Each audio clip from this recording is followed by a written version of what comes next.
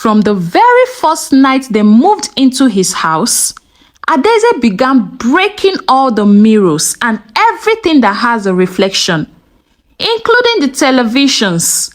As far as it has a reflection, she smashes them and breaks them into pieces. Hey guys, welcome to another episode of True Life Story. Do well to like, share, subscribe, and please drop a comment. Turn on your notification bell for other True Life Stories. Love you.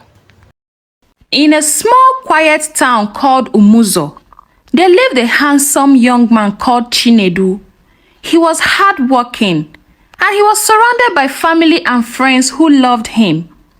Right there at Umuzo, Chinedu met a beautiful lady called Adaeze. He was sure he had found the perfect wife for himself. She was beautiful, tall, kind, and had long, beautiful hairs. But there was something mysterious about Adaeze. But Chinedu did not see it. He was just mesmerized by her beauty. He saw her on a street, on his way to his shop, and he walked up to her and said, "Beautiful girl, you are so beautiful. Please, can you be my wife?" And Adaeze responded, "Just like that? Won't you even care to know who I am before asking me to be your wife?" And Chinedu said, "There is no need of knowing who you are. Your beauty and grace is alone for me. You are just the perfect woman I need. Please be my wife." They both exchanged phone numbers. And when Chinedu got home, he invited his friends, telling them that he has seen his missing rib. "Wedding bells are ringing. You all should get your dancing shoes ready because I found my wife today." And his friends were shocked. "Today? How can you meet a woman today and decide to make her your wife just like that?" And Chinedu responded, "I don't care if I met her today or even a minute ago. This is the woman I will marry, and I am only telling you all to get ready because you are my friends." That evening, Chinedu called Adaeze, and they had a lengthy conversation. They spoke about everything and decided to marry each other, just like that. They concluded on visiting Chinedu's mother the next day. The next day, Chinedu took Adaeze to visit his mom and also introduce her to his mother as the woman he wants to marry. When they arrived, Chinedu's mother welcomed Adaeze with open arms, served them food, and everyone was happy.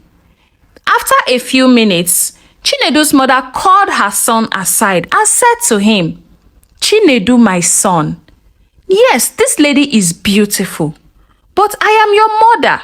I will not deceive you. There is something odd about her. Please, my son, consider this step very well before you marry her. I don't know, I don't just accept her." And Chinedu said to his mother, "Mama, you worry too much. Will you be the one to live in the house with my wife?" And Chinedu's mother said, "How well do you know her?" And he said, "Mama, you don't have to worry about how much I know her. The most important thing is that we'll become husband and wife. Just get your wrappers ready. Your son is getting married and that is all that matters." And Chinedu's mother said, "Okay, my son, my prayers are with you." Few days later, Chinedu and Adaeze started shopping for their wedding preparations. But there was something Adaeze always did whenever they are in any place that have a reflection. She always used a scarf to cover her face. Chinedu noticed this, but decided not to ask her, thinking it was just a fashion style women did. The preparations went well, and they both got married to themselves in a lavish wedding. Right at the wedding, Chinedu's mother was still not happy because her spirit was not convinced on the bride her son has chosen. But she just wanted to make sure her son was happy and decided not to object to the wedding. After their wedding, Chinedu noticed something strange.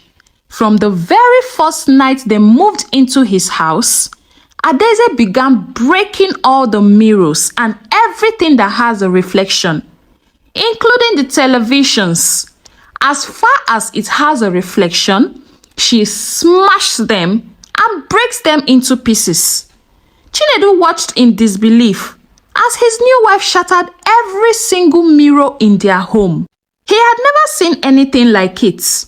With a confused and worried expression, he asked her, "My love, why are you breaking everything that has a reflection, including mirrors in the house?" Adaeze only smiled and responded, "My dear husband, I'm allergic to reflections.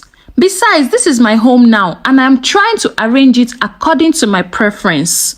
I don't like mirrors." It sounded odd, but Chinedu didn't push her. Maybe she had a bad experience in the past, he thought to himself. But things didn't stop there. A few days later, Chinedu discovered that Adaeze had destroyed his phone's camera and anything in the house that could show images of reflections.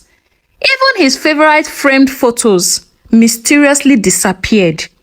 It was unsettling. Who didn't like their reflection? Who didn't have a single photograph of themselves? Chinedu started to feel that something was wrong, but he couldn't figure out what. As time went on, Chinedu pushed the strange happenings to the back of his mind. Life continued as usual, but there was always a gnawing feeling that something was off. However, everything changed one afternoon when Chinedu received an urgent call from the photographer who had taken their wedding photos. Although Adaeze had warned Chinedu not to invite any photographer to her wedding, but Chinedu took a photographer without Adaeze's knowledge. "Chinedu, you need to come to my office right now," the photographer said. "It's about your wedding pictures." Chinedu was confused and concerned. He rushed out of work and drove straight to the photographer's office. But when he arrived, he was greeted by a terrifying sight. The building was in flames, black smoke rising into the sky. Firefighters were trying to put out the fire, but it was clear that the photographer's office were completely destroyed. The worst parts, the photographer had been inside when it happened. Chinedu's heart sank. The man was gone.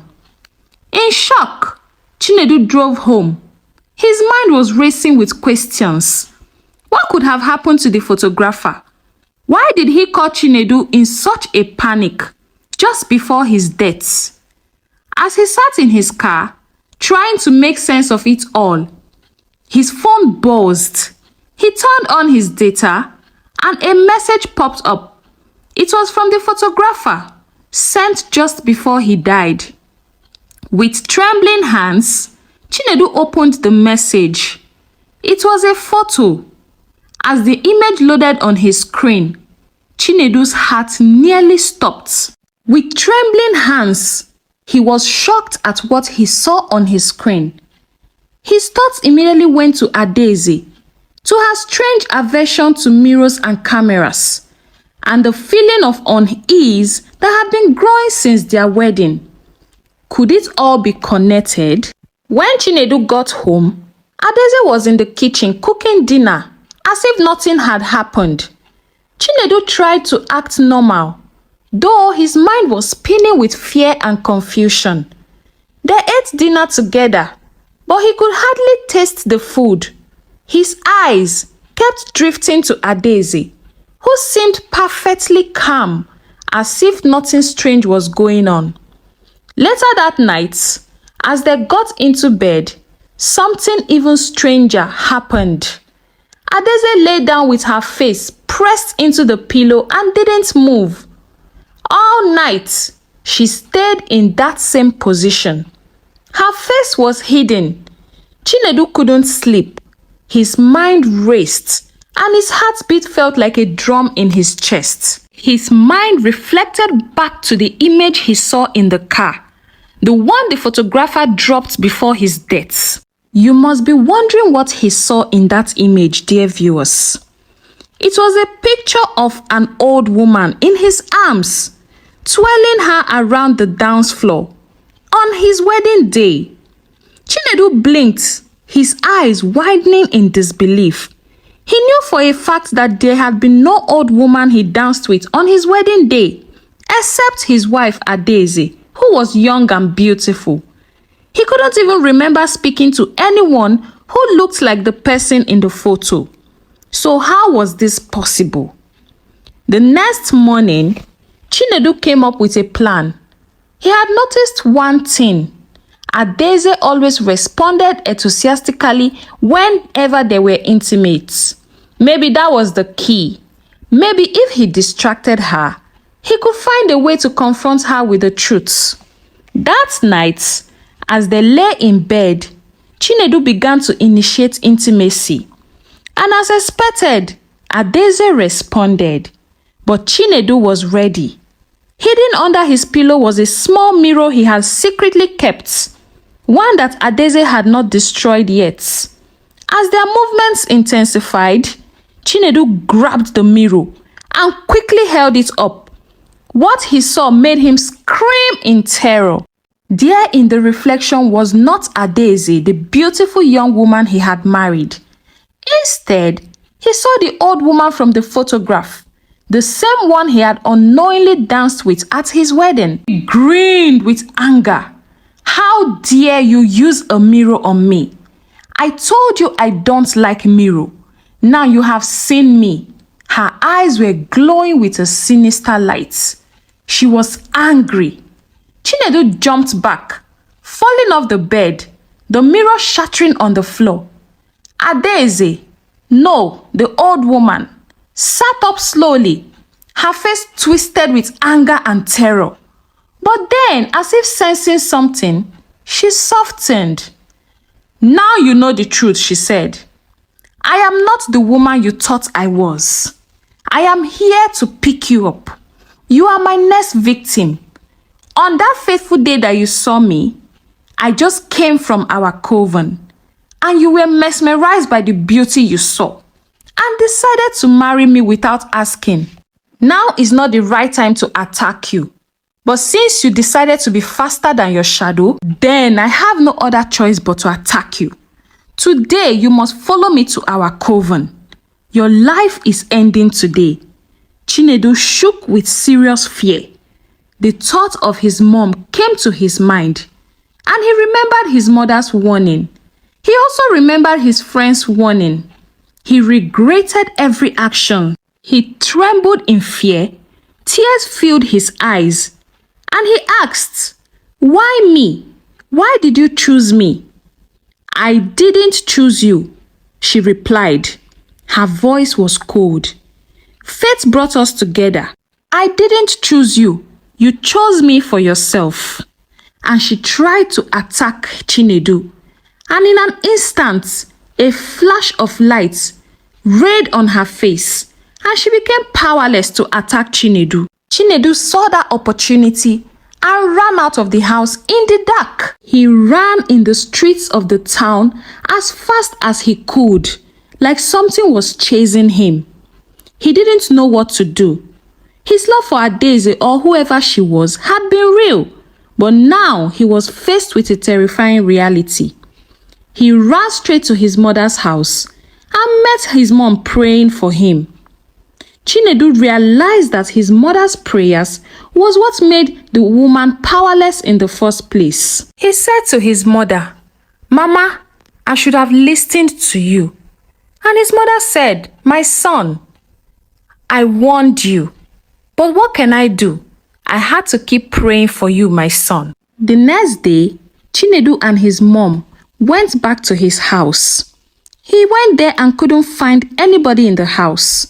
The house was completely deserted and empty. Adaeze, or the old woman, had disappeared, leaving no traces. He learned his lesson. He learned it the hard way.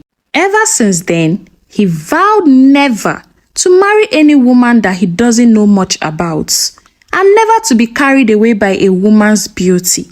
He told himself that he will make sure he finds out about the woman before he gets married to her. And that was how Chinedu won victory over the evil old woman. The moral of the story is this: the truth cannot be hidden forever, and it is very necessary for you to look before you leap. All that glitters is not gold. Deception, no matter how deeply rooted, will eventually come to light. It's important to confront the things that makes us uncomfortable, because running from them only deepens the pain. In relationship, honesty and trust are the foundation. Without them, even the strongest love cannot survive. Thank you so much for listening to my story. I really appreciate you. And please, if you haven't subscribed, kindly click on the subscribe button. Turn on the notifications so when I post more interesting stories like this, you'll be the first to get them. Thank you. See you in my next video. Bye-bye.